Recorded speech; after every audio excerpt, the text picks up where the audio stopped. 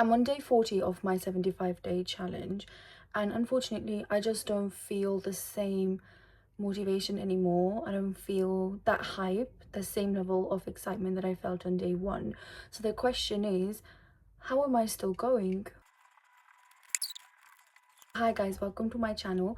If you've been following along, then you know that I'm doing my 75-day challenge, posting daily updates and weekly updates. You've seen the exciting part, which is me losing almost 8 to 9 kilos so far, but I think it's also important to talk about the hardest parts and the challenges, because real versus real is very different. So I don't want to come across as someone who's just very easily lost all that 8 9 kilos, because it hasn't been an easy journey. It's been draining physically, but also mentally and emotionally. I genuinely thought the hardest part would be the beginning, the first week, day one. But honestly, it's not the beginning that was the hardest part. I feel the hardest part is actually now. It's the middle part. It's where things are actually starting to get a little bit difficult. On day one, you have a plan, you have bundles of excitement and joy, and you are imagining the end result. You feel so motivated, and I knew exactly what I was gonna eat, what I was gonna do. But by day 40, things start to get a little bit boring, because you're doing the same thing every day. You're reading every day, you're going to the gym every day, you're walking. Well, in my case, I didn't walk every day. I tried to walk most days, but that's besides the point. You're tired, your progress slows down, life just gets in the way, and honestly, it starts to get a little bit boring, because you're doing the same thing every single day. And I've seen so many fitness journeys online, but no one really talks about this part of the journey. People talk about the beginning and people talk about the end result, but not many people talk about the middle part, which is what I think is actually the hardest part of the entire challenge. For me, the hardest part has been getting good night's sleep. Like, I'm the person, if I don't get good night's sleep, then the entire next day I'm effed. There's no way that I'm going to be able to eat healthy, be productive, be energized. Like, I just know that my whole day is gone down the drain if I don't sleep properly. So for me, that's been one of my hardest challenges, because it has a direct impact on my diet, my exercise levels, and just my normal sanity levels. It's partly like a vicious cycle, because I start my day being very healthy. I read the book, I drink enough water, I get all my steps in, I'm eating healthy, and then I go to the gym. And some of these group classes that I'm doing, they're really fun. Like, I do Zumba or any kind of like group fun classes, which by the end of the day, they leave me very hyped up. And these classes are usually after work, so I finish work at 5 and then I travel to gym. So I leave gym most days around 8 on 7 or 8 p.m. So at 7 or 8 p.m, my brain is like switched on to max. Like, my brain is hyped up, I'm so excited, I'm so pumped up with all the dancing, with all the energy. And that really that's problematic for my sleep, because my brain doesn't want to switch off. My brain wants to do everything. My brain's so active. My brain wants to dance in my room. My brain wants to do like million other activities. My brain wants to do everything but sleep. So I either don't sleep or I sleep quite late. Either way, I don't get my enough hours of sleep, and then the next morning I wake up feeling really lethargic, tired. I have cravings, I want to eat more carbs, and then yeah, I just generally will feel really tired that following day, and then my gym workout won't be as effective, and I would have generally just consumed a lot more carbs that day. To make sure that my gym workout's effective on days that I'm tired, I'll have energy drink, and energy drink can either have added caffeine or natural caffeine. And I try and go for drinks that have natural caffeine, but even then, caffeine either way has a half-life of around like 5 to 7 hours, which means that if I'm having a drink at around 6 p.m, by the time I get home, there's a bit of caffeine that's still going to be in my body, which obviously stops you from going to bed like at a decent time. And then again, it's the whole vicious cycle that happens again. And you know, all it takes is one bad sleep to then mess up the entire pattern. When I don't have enough sleep, I also find it really, really hard to control my cravings. Some people are very naturally good at controlling their cravings, but someone like me, I can't. So if someone gives me a bar of chocolate, I am not the type of person that will just have one block and, you know, store away the rest.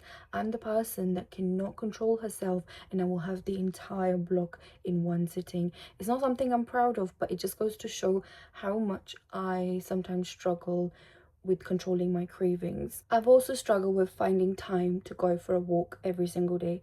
Some days I'm great because I'll have time, my work won't be as hectic, so I can actually go to the park and maybe just walk around for half an hour. But some days my work is so hectic and I have no time to go for a walk.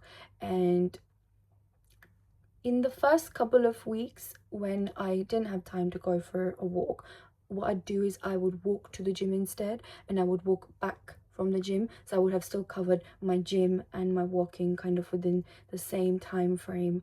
But then when there is days that I haven't slept and I'm so tired, I genuinely don't have energy to walk to the gym, do gym, or and then come back. So yeah, walking has been something that I haven't been regular at. When I leave gym, there's lots of food outlets just outside the gym, which is one of actually my pet peeves.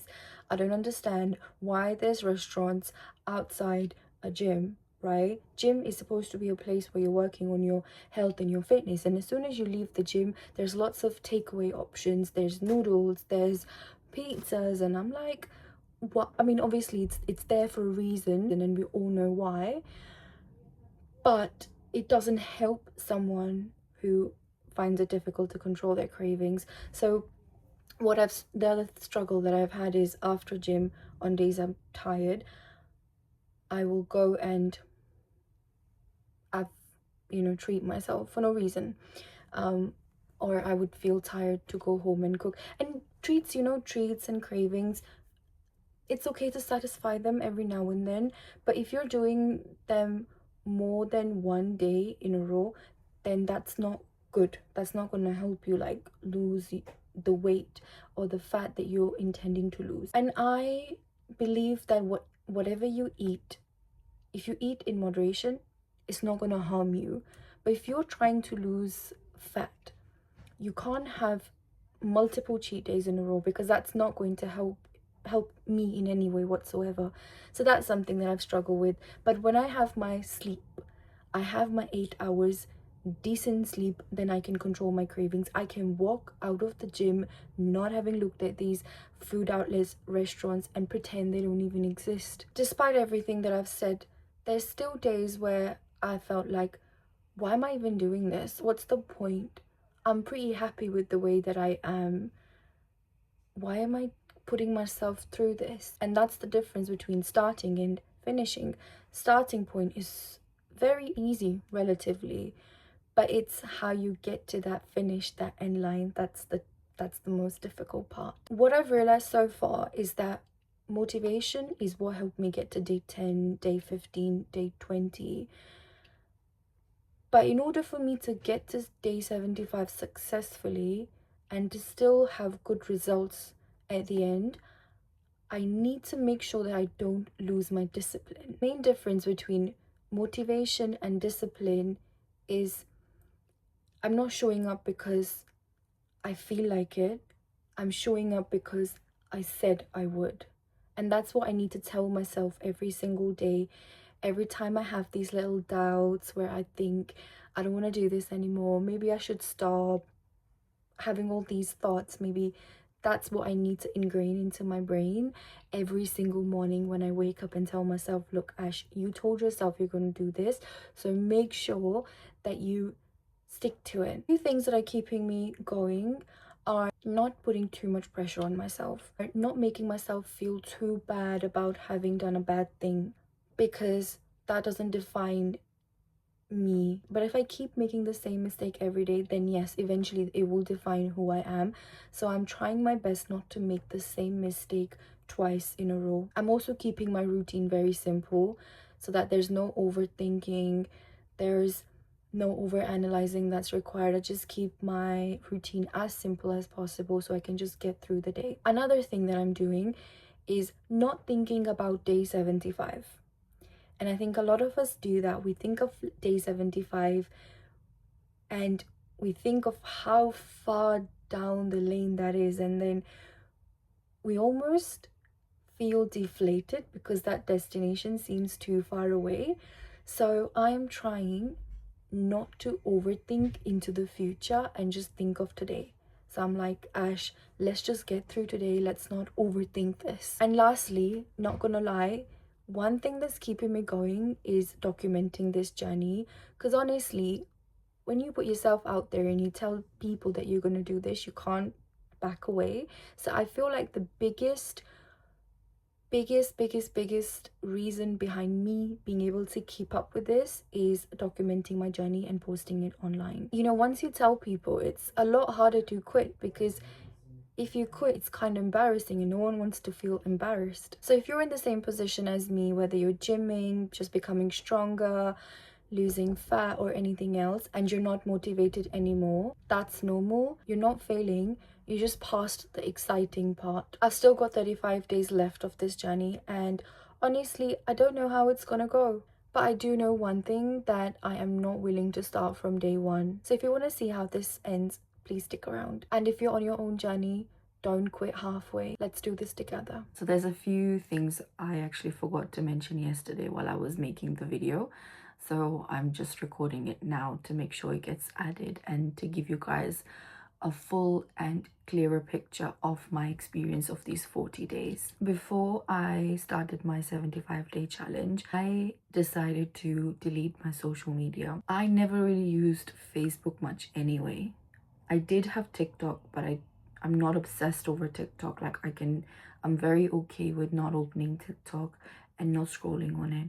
But Instagram was a bit of a problem for me. I couldn't help but doom scroll for hours. And before I started my journey, one of the big reasons why I couldn't sleep properly was because I would end up doom scrolling for hours and hours without even realizing. Like, I need to make my life as simple as possible. And one of the things includes deleting my Instagram. Anyway, I genuinely thought that I would miss Instagram a lot because it's where all my friends are, it's where I get all my social updates of what everyone's up to, where everyone's been, what's happening in everyone's life, and you know, just general fun things, or getting updates on where different dance classes are being taken, or who's coming to UK to teach, or what festivals are happening soon. So a lot of my updates or things that are happening in and around UK, a lot of the updates I would get them through Instagram. So I was very hesitant of deleting the app. But then I also told myself, like, back in the day when we never had social media, people still found stuff out, right? I'll just have to find another way. Let's just go ahead and disable Instagram, try to go on a social media detox, make my life as easy and simple as possible, have the least amount of distraction so I can just get through the 75-day challenge. But, now there's a big but. There are certain habits that are really hard to get rid of overnight. What I realized is I ended up doom scrolling on YouTube. And it wasn't even the YouTube shorts.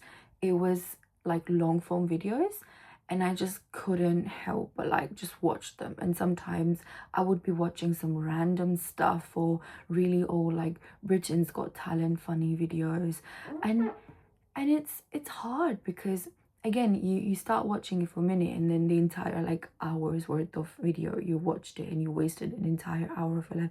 And it's okay if you want to like have a little break, but you have to realize it's, to me, the way I see things is we live in a world full of addiction. There's people that are more prone to addiction than others. If you're trying to get rid of a habit, then you can't dip your feet in it every now and then, because it's so easy to get your old habits back in. So I try really hard, actively tell myself that I'm not gonna watch YouTube unless it's for something educational, and that it's for and that I'm watching it at the right time, not just before going to bed. So if I want to watch something educational, I have to do it during daytime, not while I'm sat in bed. The other thing is, when I started posting, I didn't think that I would even get 1 view or 2 views, let alone like 500. And I kind of started obsessing over it. Like when I had a video where I got like 23 views, I remember I deleted that video and I re-uploaded it at a better time, because I wanted to have like those 100 plus or 500 plus views. And then it got to a point where I was stressing over views, which is like not the point of the journey. I came here just to show raw updates, talk about my health and fitness. It was not about subscribers, it's not about views. So anyway, now I'm not timing when I post things. If it's doing well, it's doing well. If it's not doing well, it's not doing well, because that was never the primary purpose of me uploading these videos online. Anyway, so I've now started posting whenever I have time, rather than trying to time it for views and then obsessing over why I didn't get views and stuff like that. Yeah, I think it's very, very easy to fall off the bandwagon and obsess over things that were never meant to be part of the journey. So you almost have to like go back to the beginning, remind yourself why you started in the first place. Some days reading has been difficult, but I've found that if I'm reading before going to bed, it actually has helped with my sleep. So maybe that's what I need to incorporate into my lifestyle, like make sure that I'm reading 20 minutes before going to bed, which will eventually help me sleep. This morning I weighed myself and I was back to 3 figures after having worked so hard to get myself down to double digits. I'm in a position where I can easily recover and still go back down to double digits, and I just need to make sure that I am not continuing the bad habits from past few days into the next few days, because these 40 days have been a tough journey and I don't want to have to do the same 40 days again. This following week, I'm going to experiment with my diet a little bit. I'm going to look back to the first week and second week and see the things I was eating, what worked well for me, and then in the past few days, what are the dietary changes that I've made which are clearly not working for me, and then try to incorporate that into next week. And then I will report back to you guys on what worked and what didn't.